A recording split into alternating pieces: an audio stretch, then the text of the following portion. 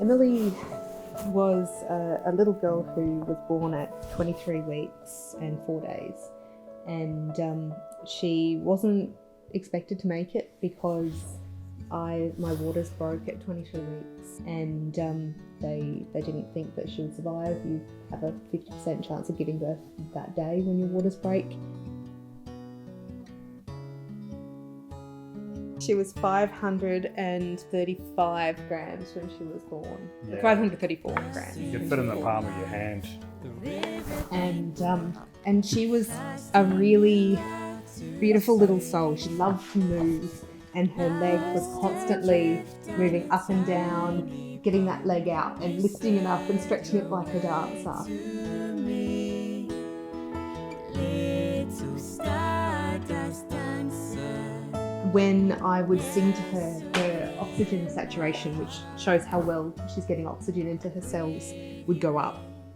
And when she would lie on my chest, immediately, when we did kangaroo cuddling, immediately her oxygen sats went up. So by the oxygen saturations, we were able to tell immediately whether she liked something or didn't. So she loved me singing to her, so I just sat and sang and sang and sang and sang and sang. After 22 fragile days, little Stardust Dancer. Even thinking back about it now, you know, she brought a lot into life for the little amount of time that she was there. It was a bit of a shock when she passed, to tell you the truth. We weren't expecting it. We thought that she would be the girl who she would make it, and then on her 21st birthday we'd tell the story about how she beat the odds. That was really when she was born, that's what we thought was going to happen. For us it's just a really beautiful acknowledgement of Emily. We have quite a few rituals and things that we do around her birthday and her death day, and it's nice to have something to add to that as well. I think also it's the sense of community. It was a really hard time for us, obviously, and then having community around, and like this is also kind of adds to that. Even though in a time of darkness, these kind of like little things really do help. And you know, it was very emotional hearing it afterwards, because you know, it's a very lonely time, but you know, other people can help and support, and songs like this really add to that. It's been a journey since. It really has been. There was hard times after that because it was so unexpected. We have grown as people, haven't we? We have taken the small stuff that you probably take for granted before. We don't, and you know, we like to talk openly about it now with people. And because we have had so many good things happen as a result of her death, and we would never ever want her to die if we could take it back. But we can't.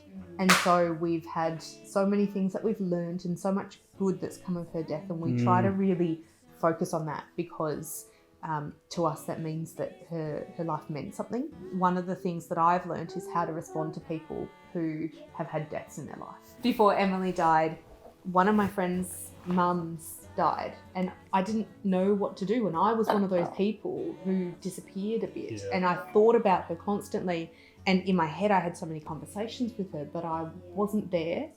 And from Emily's death, that point on, I was able to realise that it doesn't matter what you say as long as you're there. And it was really, really good that I've been able to support people since then, and it made me realise as well how important people's miscarriages are to them, which I never realised.